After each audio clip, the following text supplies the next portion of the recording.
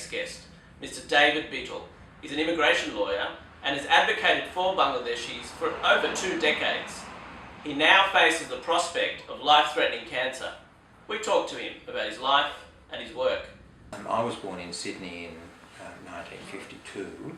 My parents had come to Australia from England, but we're actually Eastern European Jewish background. We're not Holocaust survivors, but we're pogrom survivors from the attacks on the Jews during Tsarist Russian period. So I come from a family which is very left-wing politically, very socially aware politically. Both of my parents were very active in a range of different cultural and political and social activities, with a diverse group of people coming into the family. But people ask me, what do you think of Bangladesh? And I have to answer, truthfully, Dhaka is a disaster. Yeah, you wouldn't be alone in thinking that, yeah. I'll tell you a story about that in a second. But once you get outside Dhaka, the rest of the country is gorgeous. Oh. It doesn't have huge mountains like Nepal. It doesn't have beautiful beaches like Australia. But it's got other things. It's got people. It's got vibrancy. It's got culture. It's got life. Oh. And that's just amazing. And it's got greenery. I mean, the beauty of the rice fields, just sitting in a village with the wind blowing softly and looking out over those rice fields as the rice is blowing, is just, nothing can be more mind-soothing. In 1995, Khaleda Zia was Prime Minister during the first period, and I was invited for dinner.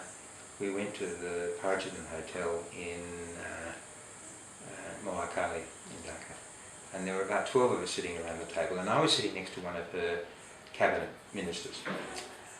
And he said to me the usual question, well, what do you think about Bangladesh? I answered, I said, oh, people are beautiful, countryside is gorgeous. What else? I think I said, you're improving in cricket. And then he said, what else do you have to say? And I said, and I thought, I'll say something negative, but which is not controversial. Okay. I said, there is an environmental pollution problem in Dhaka, which needs to be addressed. Well, the response I got was one of absolute hostility. How dare you say that? Dhaka is a beautiful city. What do you say? Somebody's saying there's no environmental pollution in Dhaka. It's an outright denial, kind of, yeah. And that's the sort of advice that's being given to the Prime Minister. Mm. Yeah. A government's being run on denial. That government does change. There's an election and governments change. And somewhat reticently, parties accept that they're lost. But, I think that the present administration is not being honest in the way in which they're running things. I have no leanings towards any of the political parties in Bangladesh. But again, let's be frank. You ask me why Bangladeshis leave. Corruption is, a number one reason, and that's just it's all pervasive. People want to live in a society where, if they work hard, they'll be rewarded. Say cases like homosexuality. So, you visited Bangladesh? Yeah. And dealt with cases here that overlap with that. What's your take on that? 'Cause I guess the reason I ask that is, it's not obvious to me, persecution of gays. There's no doubt. Yeah. In fact, one of the leading cases of the High Court was a case of S395 and S396, and it involved 2 gay Bangladeshi guys. And there had been some issues of, you can go back and be discreet and you won't have a problem. Yeah. And the High Court said, no, that's just not correct. If you're gay and you come from a society where homosexuality is not accepted, either legally or socially or religiously, then that's persecution. Your identity, your sexual identity is a fundamental which cannot be changed, just the same as your skin colour can't be changed, your religion can be changed, but no one should force you to change your religion or your political opinion. No one should force you to change or hide your sexual identity. So if you come from a society where it's totally unaccepted, and Bangladesh unfortunately is one of those societies, then it's persecution. It meets So the what's definition stopping of- every gay person coming to Australia then? I actually acted for the first gay Bangladeshi in the world to be approved as a refugee in 1991 Well, okay. here in Australia. From where? From Bangladesh. Oh, from it, yep. And he was the first in the world to be approved as a refugee on the Ah. basis of sexual orientation. In those days, we had an argument. The UNHCR, which is the United Nations High Commission for Refugees, didn't accept that sexual orientation was a ground for persecution. Mm-hmm. And we had a big fight about that through various international legal organisations which I've been involved with. It's quite a landmark case. Oh yeah, it was. Yeah, it was. That particular case was, as I said, it was the first case in the world. And it had some ramifications. And look, it led to other people applying. But then you got the problem, of course, copycat applications of people who were not gay, pretending to be gay. And so it diminishes the validity of the whole process. Dilutes the whole thing, yeah. Unregulated migration is probably one of the biggest problems in the world today. Are there solutions? There is nothing that can replace it, is the short answer to that. Yes, it is. It's more applicable now than it ever has been. The problem is abuse. It remains one of abuse. Now, I mean, Syria, of course, is just an unmitigated disaster. Take Syria and Iraq out of the equation, and it's probably not as bad as it is.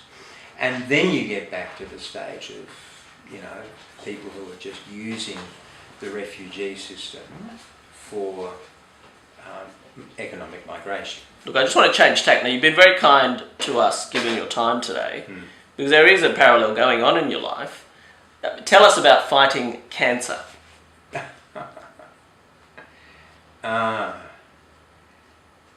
It's a long battle. I've been very positive. I was diagnosed with an incredibly rare stomach cancer in September 2013.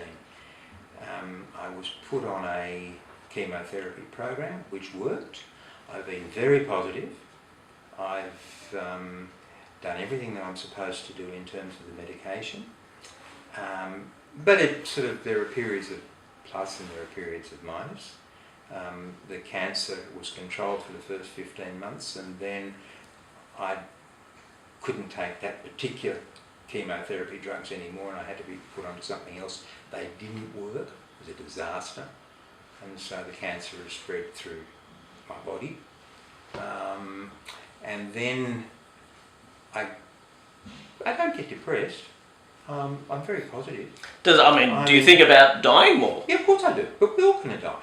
I mean, two guys died in the fires in Western Australia. Tragically, the other day, a man drives a car off the bridge and with his two young kids in it. We all die. We have to go. So, does it change the way you live, though? No, I'm not. I know this maybe sounds trite. I'm not scared of death. I've lived a full life. I've done many things. I've been very fortunate. I've achieved what I set out to achieve. There's a lot more, of course. But I honestly don't go home at night and cry and worry and think. I just get on with life. I'm here, I'm healthy. Today I'm actually not as well as I was yesterday. I'm back on a different medication, which is now working again. So, but look, I know this sounds pretty fatalistic, but I'm going to die of the cancer. It's inevitable. Whether it's 1 year, 6 months, or 5 years, it's going to happen. It's an incredibly aggressive tumour. It's incredibly rare, and it accounts for about 0.5% of all cancers. So there's very little treatment facilities available. Yeah, I mean, you've got to be realistic about these things. What can you do? You've got to get on with your life. If you sit home and cry all the time. I mean, I remember I used to sit in the cancer clinic having chemotherapy, and there was this woman who used to come in and she used to sit opposite me. you'd be sitting there for 4 hours while you get the infusions of the chemo drugs. And she'd spend most of the time sitting there crying and sobbing. I'd look at her and say, lady, get a life. What's the point? What's the point? Wow, okay, yeah, I mean it's gotta be practical. But has it changed, say, how do you, how has it affected, say, your spiritual or religious outlook on life, if at all? I'm not religious. I'm not religious at all. And I can honestly say, I've never prayed. Are you of the pack of mold there? Going, I've been there and there ain't nothing there. Well, it's I've been on the other side. That's very much funny you should say that. I haven't been there yet, but I will be there. And look, I'm not an atheist. I'm Jewish. I'm ethnically Jewish. I'm religiously Jewish, but I'm not an atheist. I'm an agnostic. I don't know. No one knows. I mean, like I said, I've been there and there's nothing there, but I don't. No one knows. Yeah. I'm not dogmatic about what will be. Que sera, sera. In the meantime, all you can do is get on with life, and that's actually, as I understand it, a Jewish philosophy. We live life to live, to do the right thing, do unto others as you would have them do unto you, and that's the philosophy that I live by.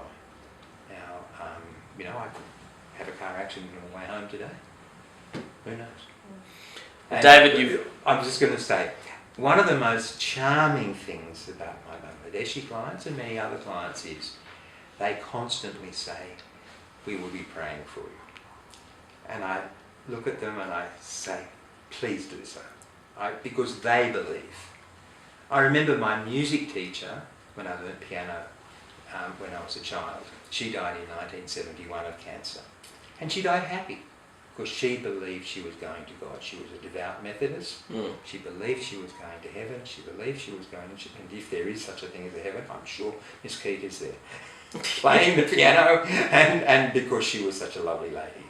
So if you can believe in those things, that's fine. So when all these people come to me and say, I'm going to pray for you, I think that's fabulous. I've got all these people, Hindus and Christians and Muslims and whatever other faith, Buddhists, praying for me, but I have